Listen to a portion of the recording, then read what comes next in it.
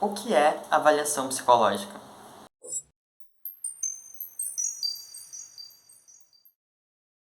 Olá, eu sou a Laura França e sou estagiária do Centro de Avaliação Psicológica da URGS, o CAP.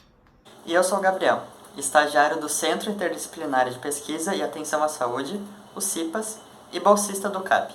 Neste vídeo, nós vamos falar sobre avaliação psicológica.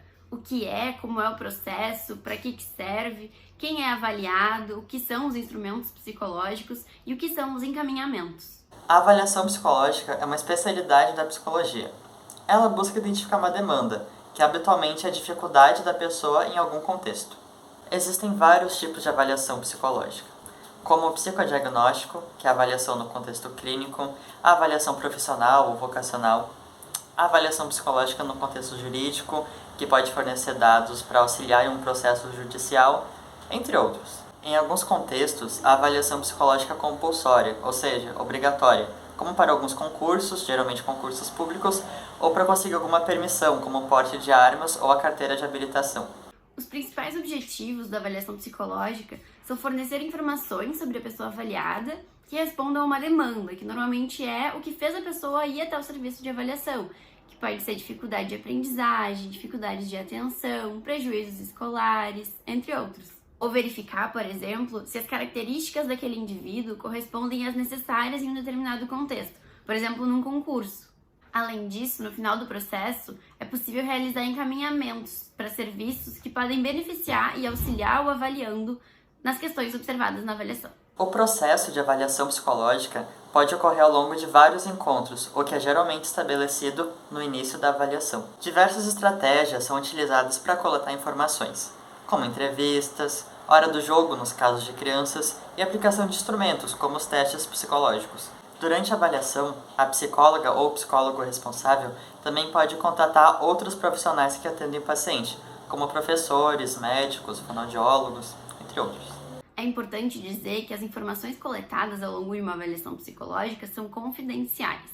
As únicas pessoas que podem ter acesso a esse material, além do próprio paciente, são seus responsáveis, o psicólogo que realizou a avaliação e, eventualmente, se com permissão do paciente e de seus responsáveis, algum outro profissional que possa se beneficiar desse material, como, por exemplo, fonoaudiólogos, psicopedagogos, professores.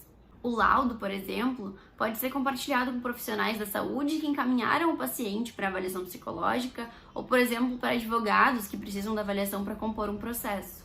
Como eu disse anteriormente, existem vários tipos de avaliação psicológica e cada uma pode apresentar objetivos diferentes e outras características próprias. No psicodiagnóstico, por exemplo, que é a avaliação psicológica no contexto clínico, geralmente os primeiros encontros têm formato de entrevista e servem para entender melhor o caso e os motivos pela busca do serviço.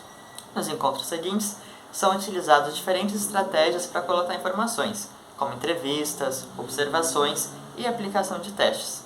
Durante o processo, o profissional também pode contatar familiares do paciente ou outros profissionais que atendem o paciente para complementar as informações adquiridas durante a avaliação. E no final, deve ser feita uma entrevista de devolução em que podem ser indicados encaminhamentos para o paciente e apresentadas o que foi encontrado durante o processo de avaliação. Somente psicólogos podem aplicar testes psicológicos e realizar avaliação psicológica.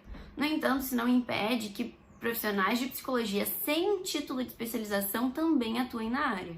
Há uma série de procedimentos que devem ser cumpridos e garantidos ao longo de um processo de avaliação psicológica, como as regras de aplicação do instrumento, a adequação do ambiente em que ela vai acontecer, o emprego correto de técnicas para cada paciente. E tudo isso é fundamental para aumentar a confiabilidade dos resultados e, portanto, da conclusão do processo de avaliação. Portanto, recomenda-se que o profissional que atuar nessa área tenha os conhecimentos teóricos e práticos que são necessários a essa prática. É importante salientar que a avaliação psicológica não se resume à testagem psicológica. A avaliação psicológica é um processo amplo que busca identificar potencialidades e dificuldades de um indivíduo, enquanto a testagem psicológica é a exclusiva aplicação de testes. Algumas pessoas acreditam que a avaliação psicológica se resume à testagem psicológica. Porém, a testagem psicológica é um meio de adquirir informações na avaliação psicológica, ou seja, ela é uma etapa dentro do processo amplo que é a avaliação.